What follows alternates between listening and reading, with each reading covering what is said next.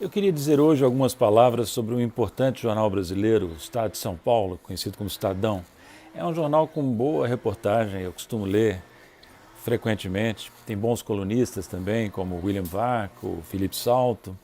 Os editoriais é que às vezes deixam a desejar. Às vezes, nem sempre.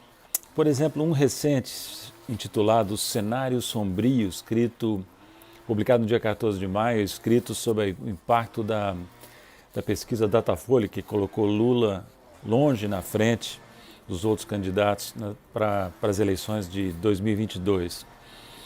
O editorial do Estado de São Paulo, ao comentar essa pesquisa, derrapa feio e mostra um preconceito que não se justifica. Por exemplo, diz que Lula representa tudo que o Brasil vem repelindo eleição após eleição desde 2016.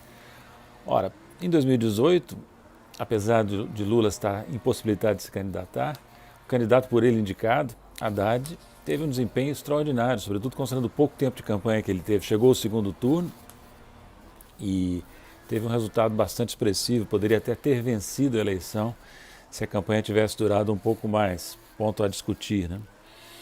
O editorial afirma também que Lula é responsável, de alguma forma, pelos bilhões desviados da Petrobras e de outras fontes para financiar o projeto autoritário de poder lulopetista. Esse tipo de afirmação requer que haja provas, é exatamente isso que está faltando. Quando se diz, por exemplo, nesse mesmo editorial que Lula não foi inocentado, isso é uma meia-verdade, na realidade não é nem meia-verdade. É falso, porque quando o Supremo anulou as condenações que pesavam contra Lula por vício de territorialidade do juiz, pela ausência de respeito ao juiz natural, e quando o Supremo declarou o juiz Moro suspeito na questão do triplex, simplesmente foram anuladas as condenações que pesavam contra Lula. Eu, o editorialista do Estadão, Lula, todos nós somos inocentes até prova em contrário. Chama-se o princípio da presunção de inocência, que vale para o ex-presidente Lula também, e isso não pode ser negado.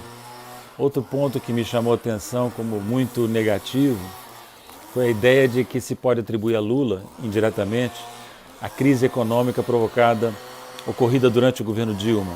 Longe de mim negar que o governo Dilma cometeu erros de política econômica, por exemplo, o congelamento prolongado de preços públicos, a política de incentivos fiscais de efeitos discutíveis, para dizer o mínimo, as políticas de austeridade implantadas num mau momento, de contração fiscal implantadas num mau momento pelo ministro Levi, nomeado por Dilma em 2015, tudo isso pode ser reconhecido. Aliás, eu digo que no caso Levi, eu duvido, não sei, a checar, eu duvido que os editoriais do Estadão tenham sido desfavoráveis ao ministro Levi.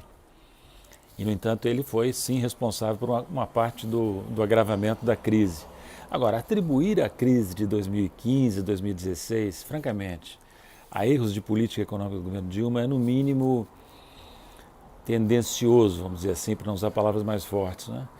A crise econômica de 2015, 2016 não se deve apenas e nem primordialmente, diria eu, aos erros de política econômica, e sim uma combinação de fatos adversos, como, por exemplo, a Lava Jato, os seus efeitos perversos sobre empresas brasileiras, sobre cadeias de produção, isso está fartamente documentado.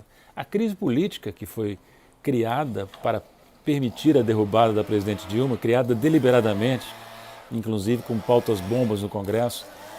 Então, a bem da verdade, é preciso que se diga que sim, houve erros de política econômica, como em todos os governos, mas a crise profunda de 2015, 2016 não pode, em sã consciência, ser atribuída à herança lulopetista, para usar a linguagem do editorial.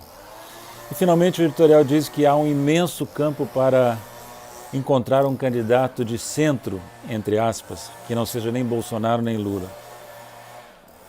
Aqui acho que há um pequeno equívoco, já existe um candidato centro, é o mais forte nas pesquisas, e esse candidato se chama Luiz Inácio Lula da Silva, que, ao contrário do que se pensa, não é um radical, não é um político de esquerda, mas alguém muito moderado e que pode sim, legitimamente, ser considerado um candidato de centro.